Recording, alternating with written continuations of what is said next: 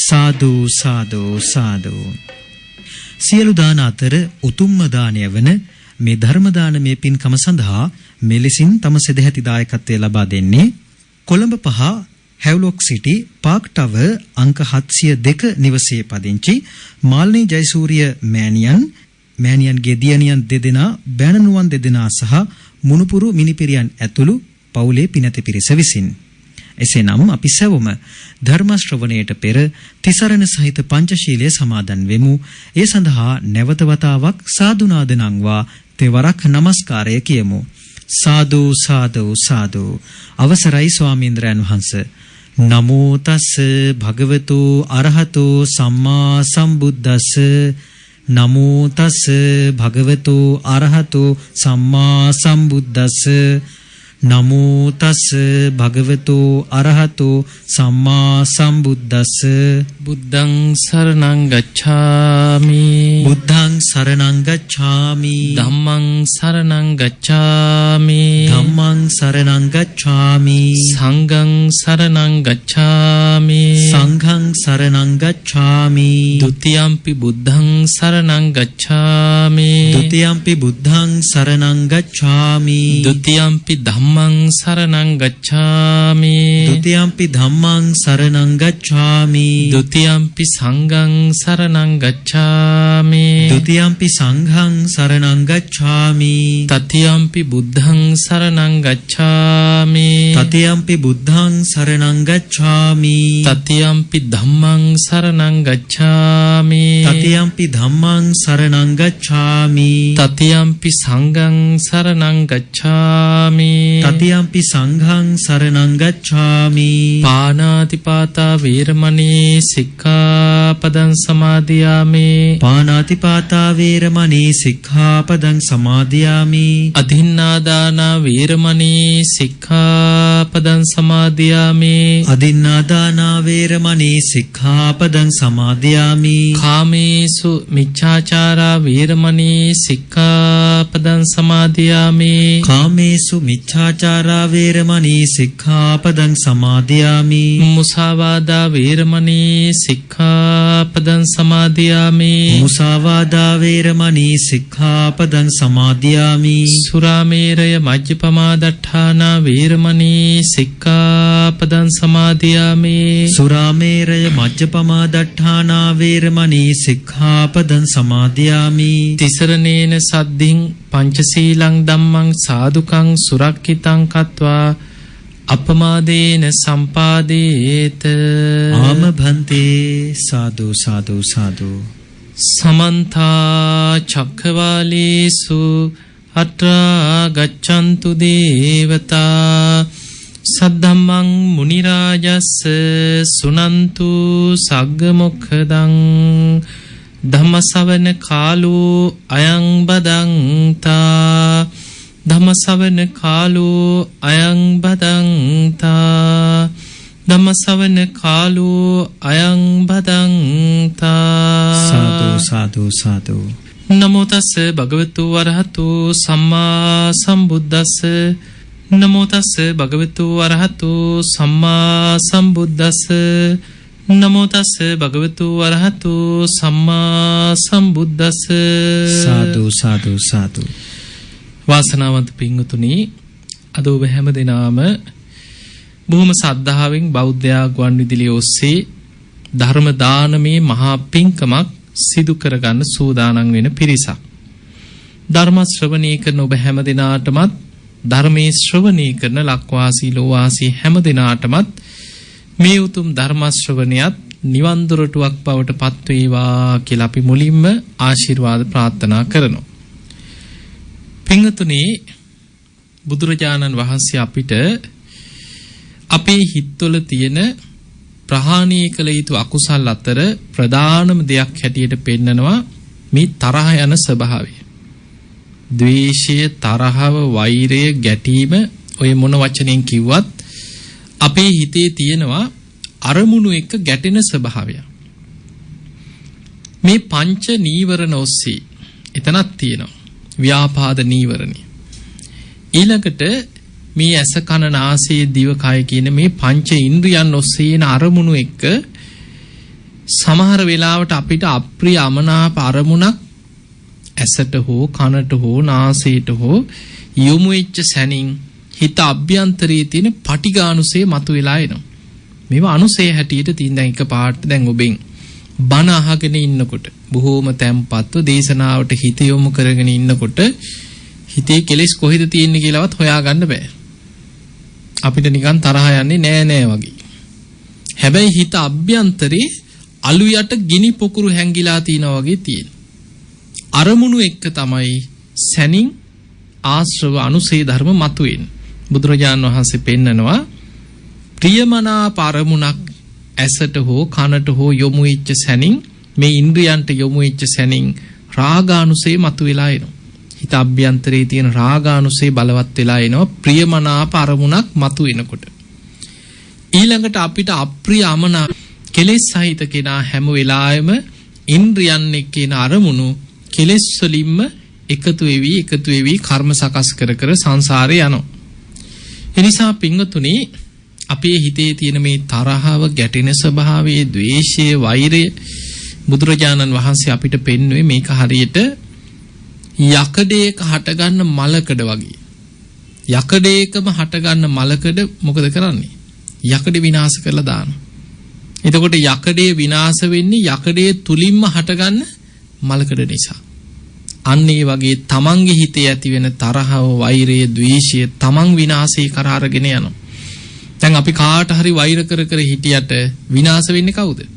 තමන්ගේ හිතේ තමයි ද්වේෂය බලවත් වෙන්නේ. තමන්ගේ හිතේ තමයි තරහ ඇවිස්සෙන්නේ. ඒ ද්වේෂය බලවත් වෙලා වෙච්ච වෙලාවක මැරුණොත් අපාය යන්නේ තරහකාරය නෙමෙයි අපි. තමන්ගේ හිතේ කෙලෙස් බලවත් වුණාට පස්සේ හරියට යකඩයක හටගන්න මලකඩ යකඩයක් විනාශ කරනවා වගේ තමන්ම විනාශේ කරා අරගෙන යනවා. දැන් අපි ගමු බුදුරජාණන් වහන්සේ පෙන්නනවා දැන් මේ ලෝකෙ මිනිස්සු ගත්තාම හැමෝටම තරහ යන්නේ. තරහ යනවනේ අපිටනේ. තරහ යනවද? තරහ යනවා හැමෝටම තරහ යනවා. හැබැයි ඒ හැමෝටම අනාගාමි වෙනකම්ම ගැටෙන ස්වභාවය තියෙනවා අපිට. අනාගාමි වෙනකොට තමයි කාමරාග පටික කියන්නේ ගැටෙන ස්වභාවය. මේ සංයෝජන සම්පූර්ණයෙන් නැති වෙන්නේ අනාගාමි වෙන කෙනාට. එතෙක් අරමුණු එක්ක ගැටෙන ස්වභාවය මේ පෘථග්ජන මට්ටමේ ඉන්න කෙලෙස් සහිත කෙනාට ඇති වෙනවා. එතකොට හැබැයි මේ කෙලෙස් සහිත සත්වයන් අතර ගත්තත් මිනිසයන් අතර ගත්තත් හැමෝටම තරහ යන්නේ එකම විදිහට නෙමෙයි. බුදුරජාණන් වහන්සේ ප්‍රධාන කොටස් 3කට තරහ යන ස්වභාවයේ මත පුද්ගලයන් බෙදනවා. එක උපමාවක් පෙන්නනවා මහණෙනි මේ ලෝකේ සමහර අය ඉන්නවා තරහ යනවා. හැබැයි දී ඇඳ ඉරක් වගේ කියනවා. ඒ මොකද? දී අඳින ඉර මොකද? ඒ සැනින් මැකෙනවා. ඒ වගේ සමහරු ඉන්නවා තරහ ඇති වෙනවා. ඒ ඇති වෙච්ච සැනින් තමන්ම හිතින් හිතනවා මම මොකටද කවුරුත් නිසා මගේ හිත අපිරිසිදු කරගන්න? මම මොකටද කේන්ති ගන්නෙ? මේ කියලා ආදීනව මෙනෙහි කරනවා මේ මොහොතේ. එහෙමම තරහ යන ස්වභාවය යටපත් වෙලා යනවා. එහෙම හිතන්න පුළුවන් පෙර සසරේ භාවනා කරලා ධ්‍යාන වඩලා අපි දන්නේ නැහැ මේ අය අතර බ්‍රහ්ම ලෝකේ ඉඳන් ආපු අය ඉන්න පුළුවන්. දෙව්ලොව ඉඳන් ආපු අය ඉන්න පුළුවන්. පෙර සංසාරේ මෛත්‍රී ධ්‍යාන වඩපු අය ඉන්න පුළුවන්. එවැනි අයට උපතින්ම තරහ යන ස්වභාවය අඩුයි. තරහ ඇති වුණත් ඒ සැනින් යටපත් කරගන්නවා. බුදුරජාණන් වහන්සේ පෙන්වනවා ඒක හරියට දී ඇඳ ඉරක් වගේ කියලා. ඊළඟට තව කොටසක් බුදුරජාණන් වහන්සේ පෙන්වනවා මේ ලෝකේ සමහරව ඉන්නවා තරහ යනවා. ඒ අය හරියට වැල්ලේ ඇඳ ඉරක් වගේ කියනවා. වැල්ලේ අඳින ඉරක් මොකද? දවසක් තියේයි දෙකක් තියේයි තුනක් තියේයි උපරිම දවස් 4-5ක් යනකොට මැකෙනවා. හුලකට හරි මැකිලා යනවනේ. හැමදාම තියෙන එකක් නෙමෙයි ඒක. කාලයක් අවුරුදු 100,000 ගණන් තියෙන්නෙත් නැහැ. දවස් කීපයකින් මැකෙනවා. ඒ වගේ සමහරුන්ට තරහ ගියාට පස්සේ ඉතින් ඕක දවසක් දෙකක් හිතෙන් බැන ඉන්නවා තරහින් ඉන්නවා. ඕකට නම් මොනව හරි කරන්න ඕන කියලා හිතනවා. හැබැයි දවස් 2-3 යනකොට එහෙමම ආයි Tamanට හිතෙනවා දවස් 2-3ක් ගියාම මම මොකටද මේ කවුරුවත් නිසා මම කේන්ති ගන්නෙ? මටම නේද මේ කය යහපත? එයා කරගන්න දේවල් එයා ගෙනියයි. එහෙම හිතලා Tamanගේ හිතේ ඇති වෙච්ච අර තරහ වෛරේ Tamanම යටපත් කරගන්න. හැබැයි යාට එකපාර අමාරුයි. දවස් 2-3ක් යනවා. ඒ කෙනාටත් උත්සාහ කරොත් වීරිය වැඩුවොත් හිත දියුණු කරන්න පුළුවන්. ඊළඟට බුදුරජාන් වහන්සේ වදාළ ඔය අතර ඉන්නවා භයානකමයි ඉන්නවා. ඒ අය උපමාවකට පෙන්නනවා ගලේ කෙටු ඉරහා සමානයි කියලා. සෙල්ලිපියක් කෙටුවා වගේ. ගලේ ඉරක් කෙටුවට පස්සේ මොකද වෙන්නේ? මැකෙනවද ඒක? අවුරුදු 100,000 ගණන් තියෙනවා. දැන් රජවරු කටපු සෙල්ලිපි තාම තියෙනවා.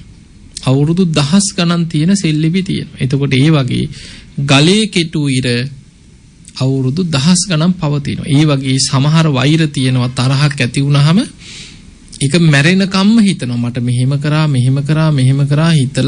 හිතලා මැරෙනකොට අතහරිනවද? එතකොට හිතනවා මම මැරිලා හරි මුංගෙන් පලි ගන්න. එහෙම හිතාගෙන මැරෙන මිනිස්සු නැද්ද? ඉන්නවා. ඒවා සංසාර වෛර හැටියට යනවා. ආත්ම දහස් ගණන් 100,000 ගණන් සසරේ දිකට අර වෛරේම අරගෙන යනවා ඉස්සරහට. ගලේ කෙටු ඉරහා සමානයි කියන. එතකොට අපිට පේනවා තරහ යන ස්වභාවය යටපත් කරගන්න පාලනය කරගන්නත් සංසාර පුරුද්දක් තියෙන්නත් ඕන. ඒ නිසා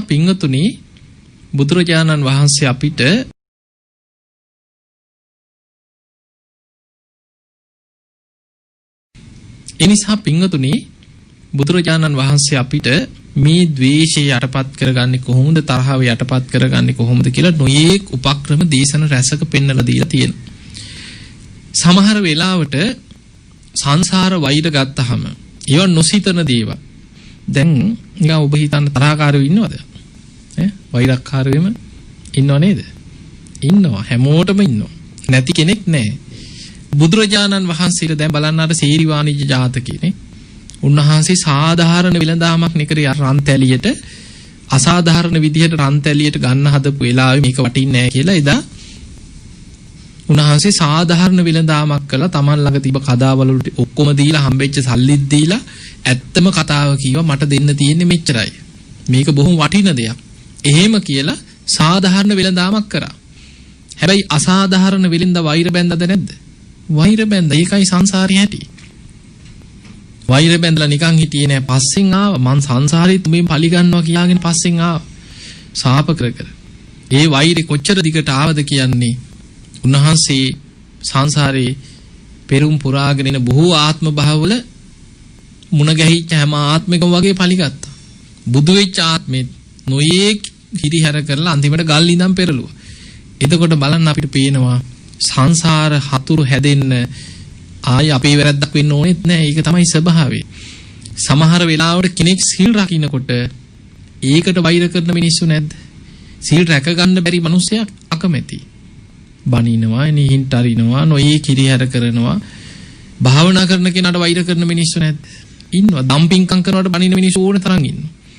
ඒක තමයි සමාජයේ ස්වභාවය. කොච්චර ගුණහපත්ව හිටියත් හතුරු හැදෙන එක වළක්වන්න බෑ. මොකද අපි ඉන්නේ කෙලෙස් සහිත ලෝකයක. අකුසල් බලවත් වෙච්ච සත්තු වගේ මිනිස්සු ජීවත් වෙන ලෝකයක ජීවත් වෙනකොට hina වුණත් ඇති සමහර ලාවට. hina වුණත් ඇඟට නයි නැද්ද? අයි මොකද උඹ hina වෙන්නේ කියාගෙන නයි නැද්ද? එහෙම අයත් ඉන්නවා. කකුලේ පෑගුණත් ඇති මරා ගන්න ඉන්න චරිත ඉන්නවා සමාජේ. ඒ නිසා සංසාරේ හතුරෙක් හැදෙනවා කියන එක ඕනෙම මොහොතක වෙන්න පුළුවන්. මේ ඉපදී යන තාක්කල් සංසාරේ අපි දන්නේ අපි මේ ජීවිතේ අපි හිතන්න පුළුවන් නෑ මේ ජීවිතේ නම් මට එච්චර ලොකු හතුරු නෑ. තරහකාරියෝ නෑ. හැබැයි සංසාරේ වෛර බැඳගත් අය කොච්චරද අපේ පස්සෙන් එන්නේ. දැන් හිතන්න බිම්බිසාර රජුරු. සෝතාපන්න වුණා බණහල. සෝවාන් වෙන්න සසර පින් කරලා තිබුණා. රජකම් කරා. රජ වෙන්න කොච්චර පිනක් තියෙන්නවද? රටක් පාලනය කරා ධාර්මිෂ්ඨව. තමන්ගේ රාජකීය උයන කුටි සෙනසුන් හදලා ආරාමයක් හදලා බුද්ධ ප්‍රමුඛ සංඝයාට පූජා කරා. වේළුවනාරාමේ. නිතර බුදුරජාණන් වහන්සේ ඇසුරු කරා බණ ඇහුවා. හැබැයි සංසාර හතුරෙක් ආව පලිගන්න. සෝවාන් වුණත් ආව හතුර පලිගන්න. වෙන නෑදෑයෙක් හැටියටවත් රජෙක් හැටියටවත් අමාත්‍යවරයෙක් විදිහටවත් නෙමෙයි තමන්ගේම දේවියගේ කුසේ දරුවෙක් හැටියට තමයි හතුර පිළිසිඳගත්තේ. අජාසත්. එතකොට අපිට පේනවා සංසාර වෛර බැඳ ගන්න හතුරෝ එක එක ස්වරූපෙන් එන්නේ පලිගන්න. සමහර වෙලාවට සසර හතුරු එනවා දෙමව්පියෝ හැටියට සංසාර හතුරු එන්න පුළුවන්. එහෙම එන්න බෑයිද? ඉපදිච්ච ගමන් දරුවන්ගේ බෙල්ල මිරිකනයි නැද්ද? දකින්නකොටම කේන්ති එනවා. ඔය පූසියෝ දැකලා නැද්ද? පැටවුන්ව දාලා ඒ තමන්ගේම පැටවු කන පූසියෝ ඉන්නවා. ඒ සංසාර හතුරුයි. දරුවෝ එනවා සංසාර හතුරු හැටියට. දෙමව්පියන්ට නොයේක් දස වද දීලා නොමර මරලා එක්ක මරලම දාන. කොච්චර ඉන්නවද ඒ වගේ? ඒ වගේ සංසාර හතුරු ස්වාමීවරු හැටියට, බිරින්දෑවරු හැටියට සංසාර හතුරු මුණ ගැහෙනවා. හැබැයි හොයන්න බෑ. අකුසල විපාකෙට ඇදිලා යනවා, කර්ම විපාකෙට අහු වෙනවා සමහරට. ඒව අහු වෙන්නේ දැන් අපි නිකන් හිතමු මෙහෙම. සමාජයේ ලක්ෂ ගණන් මිනිස්සු අතරේ සමහරලාට කෙනෙක් දැක්ක ගමන් හිත ඇදිලා යන්න පුළුවන්. සංසාර පුරුද්දක් වගේ, මෙයා දැකලා තිනවා වගේ, මට නිකන් බොහොම පුරුදුයි වගේ හිතෙනවා කියලා හිත ඇදිලා යනවා. එහෙම හිත ඇදිලා ගිහිල්ලා ඒ පස්සෙන්ම ගිහිල්ලා කොහොම හරි හිතවත් කරගෙන ඊළඟට ආදරය කරනවා. කාලයක් එහෙම හිතවත්ව ඉඳලා කොහොම හරි විවාහ වෙනවා. කවුරු එපා කිව්වත් නෑ යාමයි ඕන කියලා විවාහ වෙන අය ඉන්න. එහෙමත් ඉඳලා අර මිනිස්සයාගේම මැරුම් කණයි නැද්ද? මට හම්බෙලා තියෙන ඕන තරම්. මම ওই බන්ධනාගාරවල හරියට බණ කියපු කෙනෙක්. බන්ධනාගාරවල මට මුණ ගැහිලා තියෙනවා. එල්ලුම් ගහට නියම වෙච්ච සමහර මිනිස්සු අවුරුදු 10 15 ආදරය කරලා කසාද බැඳලා බිරිඳගේ බෙල්ල මිරිකලා මරලා එල්ලුම් ගහට නියම වෙච්ච මිනිස්සු ඉන්නවා. එතකොට අපිට පේනවා අර ආදරය කරනකොට දැක්කේ නෑ කවදා හරි මාව මරණ මගේ හතුරමයි කියලා පේනවද? නෑ. හිත ඇදිලා යන්නේ කර්ම විපාකෙට. ඒ වගේ පෙර සසර කරපු අපි මේ ඉපදිලා කරන්නේ කර්ම ගෙවන එකක්. බුද්ධ දේශනාවක බුදුරජාණන් වහන්සේ පෙන්නනවා ඉපදීම කියලා කියන්නේ පුරාණ මිදම් භික්ඛවේ කම්මං කියන මේ පැරණි කර්මයක විපාකයක්. භවපච්චයා ජාති. විපාක පිනිස කර්ම සකස් වුණේ කොහොමද? කර්මයට අනුව තමයි උපදින්නේ අපි. ඒ උපන්දා ඉඳන් කරන්නේ කර්ම ගෙව යන එක. අලුතෙන් කර්ම රැස් කරනවා, පැරණි කර්ම ගෙවනවා. එතකොට ඒ යන සංසාර ගමනේ අපිට නොයේක් විදිහට සසර හතුරු මුණ ගැහි ඒ කර්ම විපාක අපේ පස්සෙන් එන්න පුළුවන්. ඒ නිසා පෙර කර්ම ගෙවාගෙන ගියත් අලුතෙන් කර්ම රැස් කර සංසාරේ යන්න හදන ගමන නවත්ත ගන්න උත්සාහ ගන්නට ඕනේ. ඒ පිණිස අපි හිතේ ඇතිවන තරහ, වෛරය, ద్వේෂය යටපත් කරගන්න නොයේක් උපක්‍රම යොදා ගන්න වෙනවා. නැත්තම් අමාරුයි වැටෙනවා. දැන් බලන්න බුද්ධ දේශනාවක් තියෙනවා. කාලි යක්ෂණිගේ කතාව අහලා ඇතින්නේ. මේ කතාව පටන් ගත්තේ කොහොමද කියලා බැලුවොත් අපි නොසිතන දෙයක්. ආත්ම 500ක සංසාර වෛරයක් බුදුරජාණන් වහන්සේ සංසිඳෙව්වා. එතකොට බුදුරජාණන් වහන්සේගෙන් බණහලා එදා දරුවෝ කන්නාපු ඒ යක්ෂණී බණහලා ඒ තරහ වෛරය අතහැරලා තෙරුවන් සරණ ගිහිලා සංසාර වෛරය එතනදීන් අතහැරියා. හැබැයි ඒ වෙනකොටත් ආත්ම 500ක් සසර දිගින් දිගට පලි අරගෙන ආපු ගමනක් මේ කතාවේ තියෙන්නේ. දවසක් අම්මා තාත්තා දෙන්නටම පුංචි දුවෙක් හිටියා. එකම දුව. අවුරුදු 2-3ක් වෙනකොට දරුවා වඩාගෙන එක්කන් ගියා. නෑදෑ ගෙදර කියන්න පිටත් වෙලා යනවා. මෙහෙම යනකොට පාරායිනේ කඩපිලක දැක්ක කැස්බෑ බිත්තර වගේක් තියෙනවා විකුණන්. ඉතින් කල්පනා කරා බොහොම ගුණයි අනේ දුවට අරන් දුන්නොත් හොඳයි කියලා ගත්ත බිත්තර ටික කැස්බෑ බිත්තර. අරගෙන ගිහිල්ලා දැන් මේ දරුවට එක එක තියාගෙන හදලා දුන්නා. දැන් අර පුංචි දුව බිත්තර කන්න දැන් මේ කැස්බෑ බිත්තර කනකොට ඒ රහට හිත වැටුණා. දැන් හැම වෙලාවෙම අර බිත්තර ටික දවස් කීපයක් යනකොට ඉවරයි. දැන් කෑම පිඟාන දුන්නාට පස්සේ කන්නේ නෑ. මට අර බිත්තර ඕනේ කියනවා. ඔහොම ළමයි නැද්ද? ඉන්නවන්නේ ආසා හිතුනහම ඒකම ඉල්ලනවා නැත්නම් කන්න බෑ කියනවා. දැන් අම්මයි තාත්තයි කල්පනා කරා නේ අපි කරගත්ත දෙයක් මේ දරුවට දැන් කෑම ටිකක් කවා ගන්න බෑ බිත්තරම ඉල්ලනවා. දැන් ඉතින් මොකද කරන්නේ? කැස් බෑවෙක් ගේන්නද නේ? ඊට පස්සේ කල්පනා කරා බිත්තර දාන කිකිලියක් හොයාගෙන එමු ගෙදරට. ගෙදර ඔය හදාගමු බිත්තර දාන්න නැත්නම් එතකොට ඒව හදලා දෙමු කියලා බිත්තර දාන කිකිලියක් ගෙනාවා.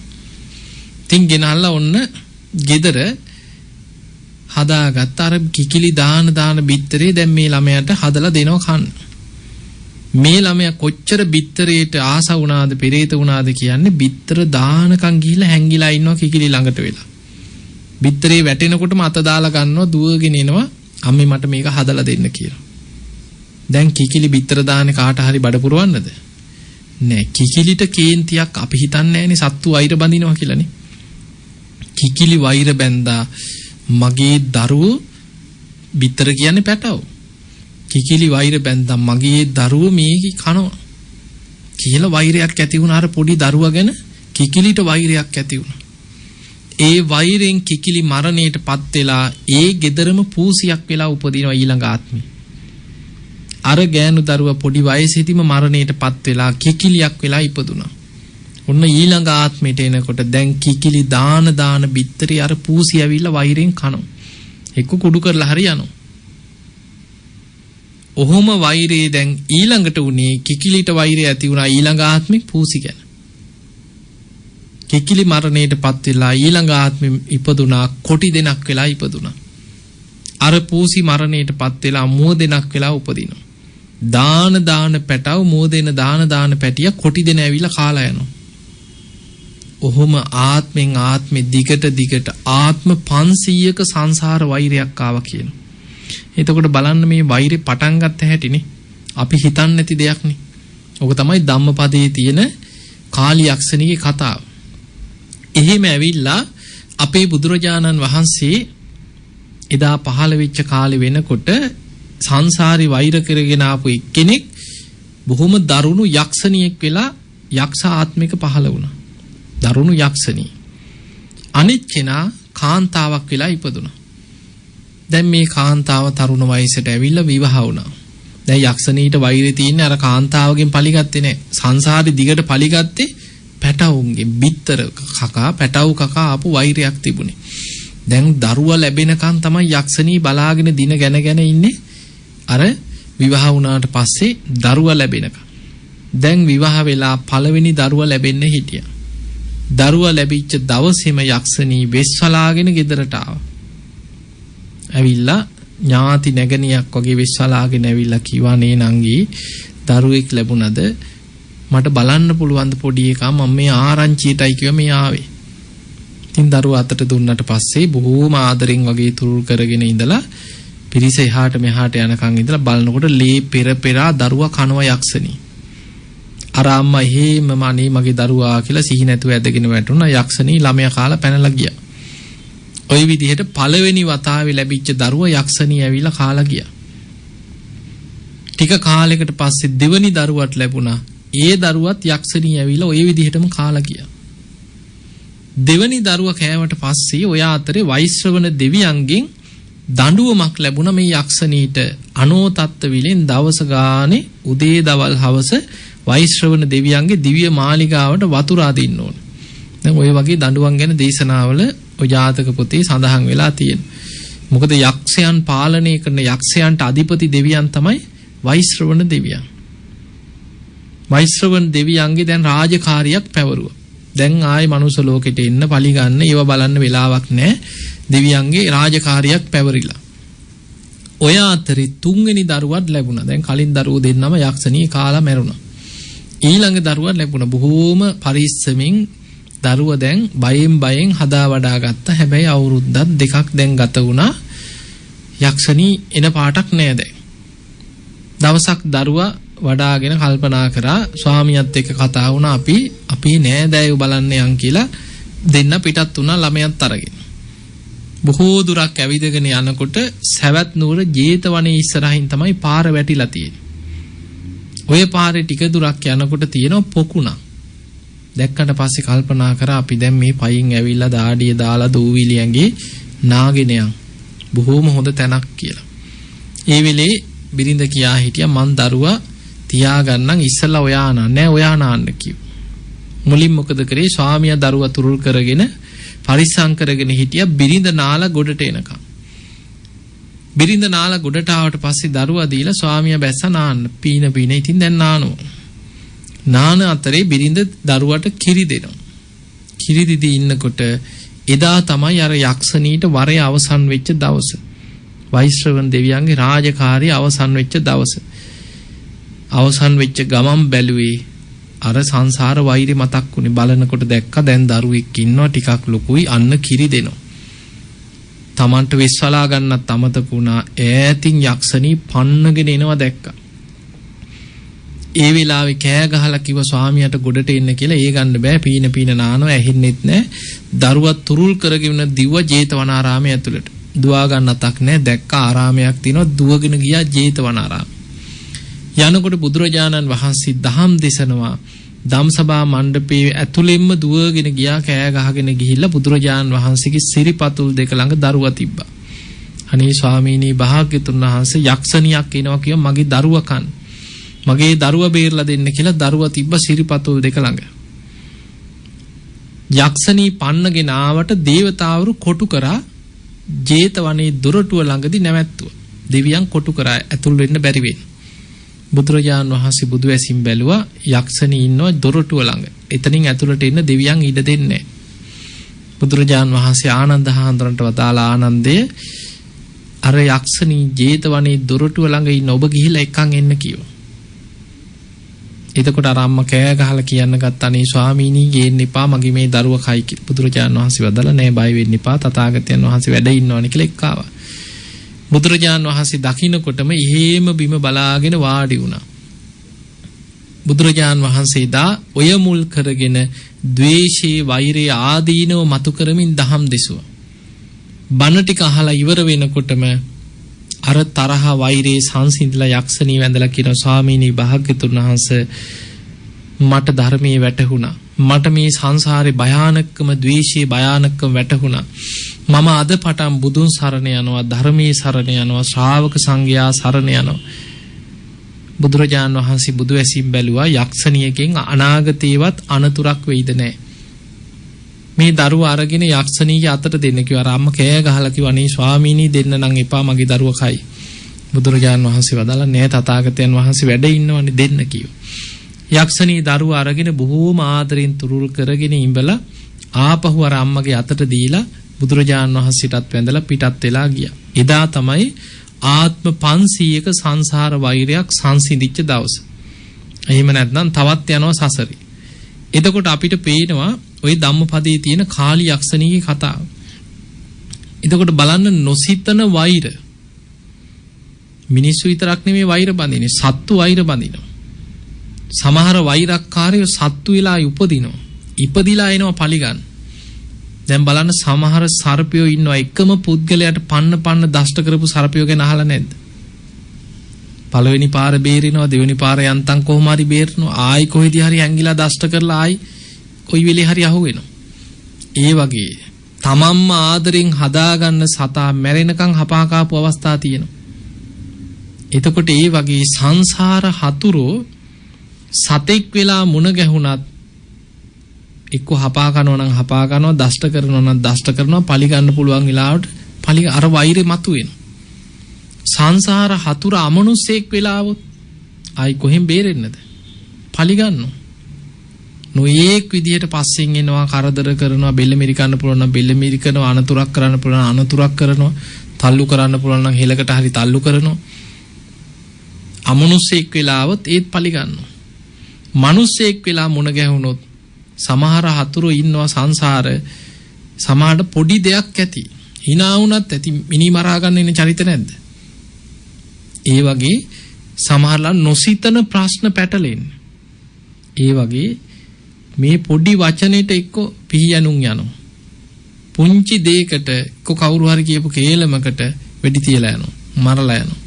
ඒ වගේ සංසාර හතුරු මොන ක්‍රමින් හරි මුණ ගැහුනොත් ඒ පලි ගන්න හිතුනොත් ඒ කර්ම විපාක ගෙවනවා. ඒ නිසා අපි මේ යන්නේ සංසාරේ එවැනි භයානක ගමන. ඒ නිසා පින්වතුනි හිතට තරහක් වෛරයක් ද්වේෂයක් ඇති වුණොත් හිතන්න මේවා සංසාරෙට යනවා. ඊවැ කර්ම විපාක අරගෙන අපිටම අපායේ වැටි වැටි යන මහ භයානක ගමනක යන්න වෙනවා. ඒ නිසා හිතට ඇති වෙන තරහව වෛරය ද්වේෂය හැම වෙලාවෙම හිතන්න මේක හරියට යකඩේක හටගන්න මලකඩ යකඩේම විනාශ කරනවා වගේ මගේ හිතේ හටගන්න ද්වේෂය වෛරය තරහව මාවම විනාශේ කරා අරගෙන යනවා. එහෙම හිතලා ද්වේෂයට ප්‍රතිවිරුද්ධ දේ තමයි මෛත්‍රිය. බුදුරජාණන් වහන්සේ උපමාවකට පෙන්නනවා මහණෙනි ද්වේෂයෙන් යටපත් වෙච්ච හිතක් හොඳට මෛත්‍රී වඩන්න පුළුවන් කෙනාට හරියට මේ මෛත්‍රිය කියන්නේ ගින්දරකට කුකුල් පිහාට්ටක් ඇල්ලුවා වගේ කියන. දැන් නිකන් හිතන්න ගින්දරකට කුකුල් පිහාට්ටක් ලං කරොත් මොකද වෙන්නේ? එහෙම උණු වෙලා ඇකිලිලා යනවද නැද්ද? ඒ වගේ ද්වේෂ සහිත හිත මෛත්‍රී වඩන්න තමා තුළම ඇකිලෙනවා කියන. හරියට ගින්දරකට කුකුල් පිහාට්ටක් ඇල්ලුවා වගේ කියන. ද්වේෂය යටපත් වෙලා ඇකිලිලා සැඟවිලා යනවා කියන ද්වේෂ හිත. ඒ නිසා ද්වේෂය යටපත් කරගන්න නම් මෛත්‍රී පැත්ත වඩා ගන්න. එතන මෛත්‍රී කියන්නේ ඇස් වහගෙන සූපත් වේවා කියන එකම නෙමෙයි. බුදුරජාණන් වහන්සේ පෙන්නනවා මෛත්‍රී කාය කර්ම, මෛත්‍රී වචී කර්ම, මෛත්‍රී මනෝ කර්ම. මෛත්‍රී කාය කර්ම කියන්නේ කය මුල් කරගෙන මෛත්‍රී සහගතව කය හසුරවන. මෛත්‍රියක් තියෙන කෙනා ප්‍රාණඝාතය කරනවද? මෛත්‍රියක් තියෙන කෙනා තව කෙනෙක්ගේ දෙයක් හොරකම් කරයිද?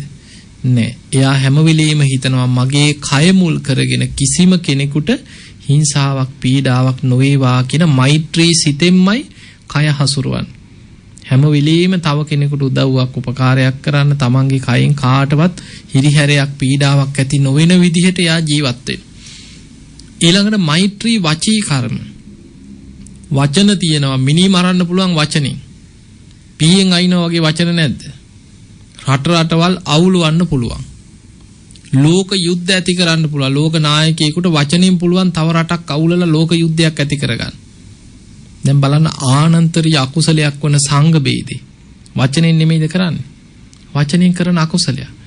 ඒ නිසා බොරුව, කේලම, පරුස වචන, හිස් වචන ඒවා අකුසල්. මෛත්‍රී සහගත කෙනා ඒවෙන් වළකිනවා විතරක් නෙමෙයි හිතනවා මගේ වචනේ තුලින් පවා කාටවත් හිංසාවක් පීඩාවක් නොවේවා.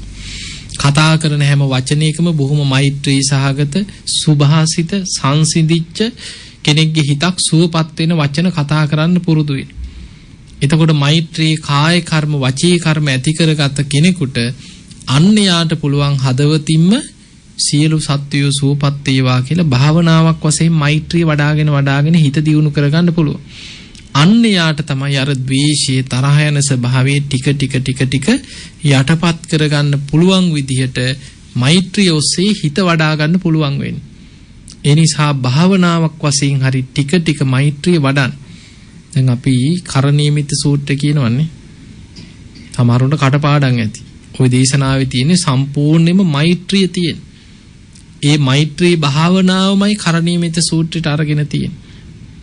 එතකොට ඒකේ තියෙනවා දීගාවා මෛත්‍රී වඩන්න කියනවා දීර්ඝ ශරීර ඇති සත්‍යයන්, මහන්තාවා මහත ශරීර ඇති සත්‍යයන්, මජ්ක්‍ධිමාවා මධ්‍යම ප්‍රමාණ ශරීර ඇති සත්‍යයන්, රස්ස කුඩා සත්‍යයන්, අනුක තූලාවා අනුක කියන්නේ ඇහැට නොපෙනෙන සියුම් සත්වයෝ ඉන්නවා.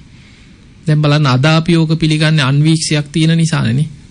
ඒකෙන් බලලා කියනවා ඇත්ත නේනම් මෙහෙම උන් ඉන්නවනේ කියලා. නැත්නම් පිළිගන්නේද මිනිස්සු? අපි දැක්කේ නැහැ කියයි. එතකොට බුදුරජාන් වහන්සේ දා දේශනා කර අපේ පියවිය හැට ඉක්මවා ගිය පියවිය හැට නොපෙනෙන සියුම් සත්වයන් ඉන්නවා. ඒ අය ත්‍රිසංගත සත්වයෝ. ඒ අයට තමයි අනුක කියන්නේ. ඇහැට නොපෙනෙන සියුම් සතුන්. තූලාවා වටකුරු හැඩෙන් යුත් සත්තු ඉන්නවා. දිඨාවා යේ වද්දිඨා දැකලා තියෙන සත්තු වගේම ජීවිතේට නොදකපු සත්ත්ව වර්ග ඕනේ තරම් ඉන්නවා. එතකොට මේ සියලු සත්වයෝ සබ්බේ සත්තා භවන්තු සුඛිතත්වා මේ සියලු සත්වයෝම සුවපත් වේවා කියලා මෛත්‍රී වඩනවා. ඒ මෛත්‍රී වඩනකොට අපි ඕනම ඉරියව් තිත්තං චරන් නිසින්නවා සයානවා ඉඳගෙන ඉන්නකොටත් මෛත්‍රී වඩන්න කියනවා. චරන් සක්මන් කරනකොට ඇවිදිනකොටත් මෛත්‍රීම වඩන්න කියනවා. වාඩි වෙලා හිටියත් නිසින්නවා සයානවා නිදාගන්න ගිහිල්ලා ඇලවෙලා හිටියත් නිින්ද යනකම් මෛත්‍රී සිතම් වඩන්න කියන. කොහොමද මෛත්‍රී වඩන්නේ? කොච්චරකට මෛත්‍රිය පතුරවනවද කියන්නේ? ඒ විදිහට සත්‍යයන් වශයෙන් වර්ග කර මෛත්‍රී වඩනවා. ඊළඟට උද්දං අදෝච තිරියංච උඩ යට හාත්පස තියෙන දිශාවන් වලටත් මෛත්‍රී වඩන්න කියන. උද්දං කියන්නේ උඩ දිශාව. අදෝච කියන්නේ යට දිශාව. තිරියංච කියන්නේ හාත්පසේ කියන්නේ උතුරු දිශාව, උතුරු නැගෙනහිර අනු දිශාව, නැගෙනහිර දිශාව, නැගෙනහිර අනු දිශාව, දකුණු දිශාව, දකුණු අනු දිශාව, බටහිර දිශාව, බටහිර අනු දිශාව කියන හාත්පස තියෙන දිශාවන් වලටත් මෛත්‍රී වඩන්න කියන. මාතා යථානියම් පුත්තං ආයුසායේක පුත්ත මනුරක්කේ. හරියට එකම දරුවෙක් ඉන්න අම්මා කෙනෙක් දිවි දෙවනි කොට තමන්ගේ දරුවා ගැන හිතනවා, ආදරය කරනවා, දරුවගේ ආරක්ෂාව ගැන හිතනවා වගේ ඒවම්පි සබ්බ භූතේසු මේ වගේ සියලු සත්වයන් ගැන මාන සම්භාවයේ අපරිමාණ අප්‍රමාණ මෛත්‍රී සිතක් පතුරවන්න කියන. එතකොට ඔය වගේ අපි මෛත්‍රිය භාවනාවක් වශයෙන් ටික ටික හරි අපි පුරුදු කරගත්තොත් අපිට නොදැනුවත්වම ටික අර හිතේ තියෙන තරහ යන ස්වභාවය යටපත් වෙවි යනවා. ගැටෙන ස්වභාවය යටපත් වෙනවා. වෙනදා සැනින් කේන්ති ගිය කෙනාට තරහ ඇති වුණත් හිතෙනවා අනේ මම මොකටද මේ මගේ හිතනේ අපිරිසිදු වෙන්නේ, මමමනේ අකුසල් පුරවගන්නේ, බැරි වෙලාවත් මේ කේන්ති ගිය වෙලාවක මම මැරුණොත් මං කොහේ යයිද? අන්න Tamanට දැන් හිතෙනවා. මෛත්‍රියේ වටිනාකම හිතෙනවා. අන්න ඒ නිසා ටික භාවනාවකට පුරුදු වෙන්න. එහෙම භාවනාවක් පුරුදු කරගත්ත කෙනාට මේ ධර්මයේ දියුණු කරගන්න පහසුයි. බොහොම සරලයි මෛත්‍රී භාවනාව. මෛත්‍රී ආනිසංසම 11ක් තියෙනවා මෙත්තානිසංස සූත්‍රය. ඒකෙන් 10ක් දිට්ඨ ධම්ම වේදනීයයි. දැන් බලන්න කන්ද පිරිතත්ව බහලා ඇතිනේ. ඔය පිරිත් පොතේ තියෙන කන්ද පිරිත කියලා. ඒකේ තියෙන්නේ බුදුරජාණන් වහන්සේ කාලේක ස්වාමින් වහන්සේ නමක් කැලේකට ගියා භාවනා කරන්න. ඉතින් උන්වහන්සේ බොහොම කැලයක් ඇතුලේ මේ පරණ කුටියක් තිබ්බා. ඉතින් කුටිය සුද්ධ කරගෙන මැස්සක් වගේ තියෙනවා පරණ ඇඳක් නිදාගන්න. මේකේ ටිකක් මහන්සියට ඇල වුණා කැලේට ගිහිල්ලා. වහලේ උඩ හිටියා දරුණු විෂ සහිත සර්පෙක්. මේ සර්පයා වැටුණ ඇඟට. වැටිච්ච ගමන් ඇඟේ වෙලාගෙන විෂ තවරලා ඇදිලා ගියා. සර්ප වර්ග 4ක් ගැන දේශනාවක තියෙනවා. අපිට දෂ්ට කරපුවා දෂ්ට කරා කියපු ගමන් මතක් වෙන්නේ දත් වදින්න ගැහුවොත් තමයි අපි කියන්නේ දෂ්ට කරා කියලා. ඒකත් දෂ්ට කිරීමක් තමයි. සමහර සර්පයෝ ඉන්නවා එහෙම දෂ්ට කරනවා. දත් වදින විදිහට දෂ්ට කරනවා. සමහරු විස විදිනවා කියනවා. දැකලා ඇති එහෙම සර්පයොත් ඉන්නවා. විස විදින සර්පයෝ ඉන්නවා. සමහර සර්පයෝ ඉඳලා තියෙනවා ඉස්සර හිමාලේ විස දුමාරයක් පිට කරනවා කියනවා. ඒ දුමාරය ආග්‍රහණය කරපුවාම එහෙම විසට ඇදගෙන වැටෙනවා කියනවා. තවත් දරුණු සර්ප කොටසක් ගැන තියෙනවා. ඒ අයගේ විස මුළු ඇඟේම තියෙන්නේ කියලා. වැටිච්ච ගමන් වෙලාගෙන විස ඇඟේ තවරලා ඇදිලා යනවා කියලා. ඒ වගේ සර්පෙක් තමයි අර ස්වාමින් වහන්සේගේ ඇඟට වැටෙන්නේ. උන්වහන්සේගේ ඇඟ වෙලාගෙන විස තවරලා ඇදිලා ගියා. උන්වහන්සේ දැනගත්ත විතාම දරුණු විසක් ඇඟේ තවරලා සර්පයා ඇදිලා ගියේ දෂ්ට කරලා. ඉක්මනට අනික් ස්වාමින් වහන්සේලාට කතා කරලා කිව්වා ආයුෂ්මතුනි ඉක්මනට මා උස්සලා එළියට දාන්න කිව්ව ඇඳ පිටින්ම. දරුණු සර්පෙක් මට දෂ්ට කරා. තව ටික වෙලාවකින් මගේ මේ සතර මහා ධාතුන්ගෙන් හටගත් ශරීරේ බොල් වී ටිකක් විසිරෙනවා වගේ පුපුරලා විසිරිලා යයි. ඉක්මනට මා උස්සලා එළියට දාන්න කිව්වා. අනික් ස්වාමින් වහන්සේලා ඇඳේ 4 කොණින් අල්ලලා උස්සලා එළියෙන් තියලා බලාගෙන ඉන්නේ නැද්දිම ඇඟ ඉදිමුණා. පිපුරුවා. එහෙම උන්වහන්සේ අපවත් වුණා. එහෙම ඇඟ පුපුරලා ඕජාව වැగిරෙන්න ගත්තා. එතකොට කොච්චර විසද්ද බලාගෙන ඉන්නේ නැද්දි ඇඟ ඉදිමිලා පිපුරුවා. එදා දැන් ඔය පණවිඩේ කට කතාව ගිහිල්ලා ජේතවනාරාමයටත් ආරංචි වුණා. දැන් භික්ෂුන් වහන්සේලා ඔය ගැන කතා වෙවි ඉන්නවා. බුදුරජාන් වහන්සේ ධම්සභා මණ්ඩපයට වැඩම කරනකොට ඇහුවා මහණෙනි තථාගතයන් වහන්සේ වඩින්න පෙර මොනව ගැනද සාකච්ඡා කර හිටියේ. එතකොට කිව්වනේ ස්වාමීනි භාග්‍යතුන් වහන්සේ රසවල් කැලේ අර ඈත මහ වනාන්තරයේ හිටිය එක ස්වාමීන් වහන්සේ නමකට මේ වගේ දරුණු සර්පෙක් දෂ්ට කළා. උන්වහන්සේ අපවත් වෙලාලු. ඇයි එහෙම උන්වහන්සේට උනේ? මේකට හේතුවක් තියනවද කියලා ඇහුවා. බුදුරජාන් වහන්සේ එතනදී වදාලා මහණෙනි සර්ප කුල 4ක් තියෙනවා. මේ ඉන්න දරුණු සර්පය කොටස් 4කට බෙදුවා. ඒ භික්ෂුව මේ සර්පයන් අරමුණු කරගෙන මෛත්‍රී සිත වැඩුවා නම් ඔය විපත එදා වෙන්නේ නැහැ කියෝ. ඒ නිසා මහ වනාන්තරයේ ඉන්න සර්පයන් අධික ප්‍රදේශවල කැලෑවල් වල ඉන්න බණ භාවනා කරන්න ගිය ස්වාමින් වහන්සේලා සර්පයන්ගෙන් අනතුරක් නොවීමට නම් සර්ප කුලවලට මෛත්‍රී වඩන්න කියලා බුදුරජාන් වහන්සේ කන්ද පිරිත දේශනා කරා. ඒකේ තියෙනවා විරූපක්කේහි මේ මෙත්තං මෙත්තං ඊරාපතේහි මේ චබ්බ්‍යාපුත්තේහි මේ මෙත්තං මෙත්තං කන්හා ගෝතම කේශිච. විරූපාක කියන්නේ සර්ප කොටසක්. ඊරාපත කියන්නේ තවත් සර්ප කොටාසයක්. චන්හා ගෝතම චබ්බ්‍යාපුත්ත මේ සර්ප කොටස් ඒ අයට වෙන වෙනම මෛත්‍රී වඩන්න කියන. එහෙම මෛත්‍රී වඩනවා නම් ඒ සර්පයන්ගෙන් අනතුරක් වෙන්නේ නැහැ කියලා බුදුරජාන් වහන්සේ දේශනාව දේශනා කරා. එතකොට අපිට පේනවා දැන් මේ මෛත්‍රී ආනිසංස වලක් තියෙනවානේ වසවිසෙන්, ගින්නෙන්, අවියාවිද වලින්, අනතුරු වලින් පව ආරක්ෂා වෙනවා කියන මෛත්‍රී වඩන කෙනා. එයි දේවතා රක්칸ති, දෙවියන් එයා රකින්න ආරක්ෂා කර. එතකොට සතුන්ගෙන් වන මේ සර්ප විසකින් පව ආරක්ෂා වෙනවා මෛත්‍රී වඩාගත්ත කෙනා. ඒ නිසා අපිට පේනවා මෛත්‍රී භාවනාව කියන්නේ විශාල ආනිසංස ඇති මෙලව ආනිසංස ලබන්න පුළුවන් භාවනාවක්.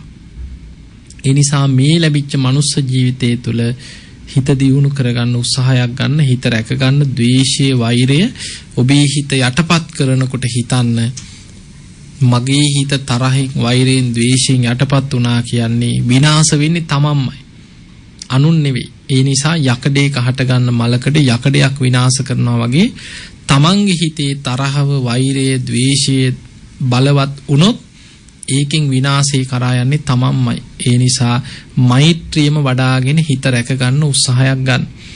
පෙර සංසාරේ කොච්චර අපිට බුද්ධ ශාසන මුණ ගැහිලා, කල්යාණ මිත්‍රයෝ මුණ ගැහිලා නිවන් දකින්න අවස්ථාවක් ලැබිලා සමහර ලාවට හිතේ තරහ, වෛරය නිසාම අනුන්ට වෛර කරලා අපායේ වල වලට වැටලා ඇති ඕන තරම්. ඒ නිසා මේ දීර්ඝ සංසාර ගමනේ අතට ලැබිච්ච නිවන් දකින්න ලැබිච්ච අවස්ථා අහිමි වුණා නම් අහිමි උනේම කෙලෙස් නිසාමයි. ඒ නිසා හැම වෙලාවෙම හිතන්න මේ හිතේ හටගන්න අකුසල් වලට මම ඉඩ නොදී වීරියෙන්, සිහියෙන්, නුවණින් හිත දමනය කරගෙන මේ කෙලෙස් යටපත් කරගෙන මෛත්‍රිය වඩාගෙන සිල් ගුණ දහම් ටික රැකගෙන මනුස්ස ජීවිතයක් ලැබිච්ච වෙලාවේ, බුද්ධ ශාසනයක් ලැබිච්ච වෙලාවේ මම අප්‍රමාදීව මේ උතුම් ධර්මයේම අවබෝධ කරන්න මම මහන්සි ගන්නවා, වීරිය වඩනවා කියන අදිෂ්ඨානය ඇති කරගන්න.